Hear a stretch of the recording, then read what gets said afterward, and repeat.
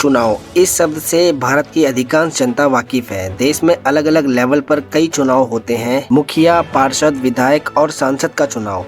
दिल्ली में भी एमसीडी चुनाव होने जा रहे हैं और इस बार चुनाव थोड़ा अलग है। दिल्ली नगर निगम एमसीडी अब एक है और इस बार 250 वार्ड पर चुनाव है। एमसीडी है क्या, पार्षद कैसे चुने जाते हैं और आखिर पार्षदों का रोल क्या है। दिल्ली में एमएलए भी है और पार्षद भी, दोनों के कार्य क्षेत्र और भूमिका किस प्रकार अलग है। एमसीडी और टाउन हॉल के बीच दिल्ली में क्या कनेक्शन है, ये समझना जरूरी है। जिस तरीके से राजनीतिक दल एमसीडी पर कब्जा जमाना चाहते हैं, उसी तरह पब्लिक के लिए भी ये जानना जरूरी है कि उनका रोल सिर्फ वोट डालने तक सीमित नहीं है। एमसीडी की यात्रा 64 साल पहले दिल्ली चांदनी चौक स्थित ऐतिहासिक टाउन हॉल से शुरू होती है। तब दिल्ली के दिल में स्थित 150 से अधिक पुराना टाउन हॉल नगर निकाय की सत्ता का केंद्र हुआ करता था। एमसीडी की पहली मेयर स्वतंत्रता सेनानी अरुणा अशरफ अली थी। राजधानी दिल्ली के अधिकतर हिस्से पर एकीकृत एमसीडी का शासन था। एमसीडी का गठन संसद द्वारा पारित दिल्ली नगर निगम अधिनियम 1957 के तहत किया गया। जानकारी के मुताबिक भारत की आजादी के एक दशक बाद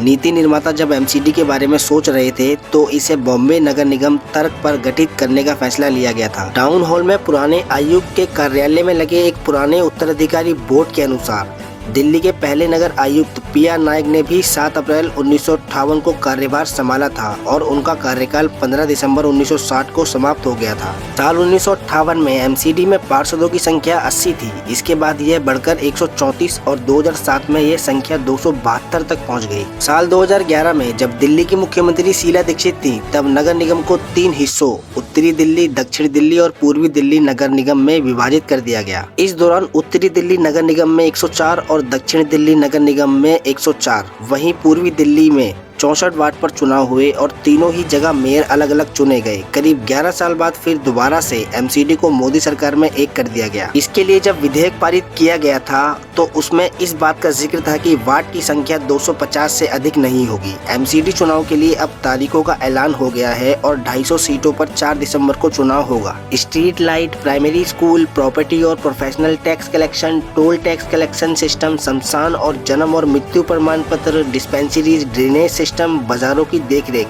इन सब का जिम्मा एमसीडी के पास है। एमसीडी के जरिए कई ऐसे काम किए जाते हैं जो लंबे समय में सभी पार्टियों के वोट बैंक के लिए बेहद अहम होता है। सड़क निर्माण से लेकर स्कूल और टैक्स कलेक्शन आय का बड़ा स्रोत होता है। दिल्ली एमसीडी का बजट करीब 15,000 करोड़ से ज्यादा का है। इस बड़े बजट के जरिए कई सारे विकास कार्यों को अंजाम दिया जाता है। ऐसे में इतने बड़े बजट वाले एमसीडी पर कब्जा करने की हसरत सभी दलों की रहती है। एमसीडी को दिल्ली सरकार से भी खर्चे के लिए बजट मिलता है। दिल्ली सरकार और नगर निगम के अधिकार अलग हैं, लेकिन कई मिलते जुलते भी हैं। जैसे सड़क निर्माण एमसीडी और दिल्ली सरकार दोनों ही करती है। एक और जहां 60 फीट से कम चौड़ी सड़क का जिम्मा एमसीडी के पास होता है, तो वहीं इससे अधिक चौड़ी सड़क का जिम्मा दिल्ली सरकार के पास होता है। जैसे और स्कूल दोनों ही के पास है, प्राइमरी एमसीडी के पास तो वहीं हायर स्कूल का जिम्मा दिल्ली सरकार के पास है। एमसीडी के पास कई डिस्पेंसरी है तो वहीं बड़े हॉस्पिटल की जिम्मेदारी दिल्ली सरकार के पास है। और अब दिल्ली नगर निगम का एक ही मुख्यालय होगा। 3 की बजाय नगर निगम का एक ही सदन होगा, एक ही मेयर, एक ही स्टैंडिंग कमेटी। इसके अलावा अब हाउस टैक्स, लाइसेंस आदि के लिए एक ही नीति होगी। अब तक तीनों नगर निगम हाउस टैक्स जमा कराने की अंतिम तिथि भी अलग अलग ही तय करते थे,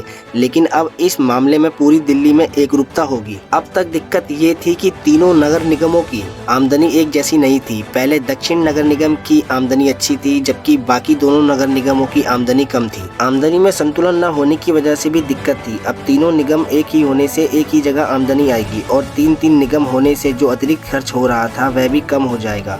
इससे निगम की वित्तीय स्थिति कुछ सुधरने की उम्मीद है।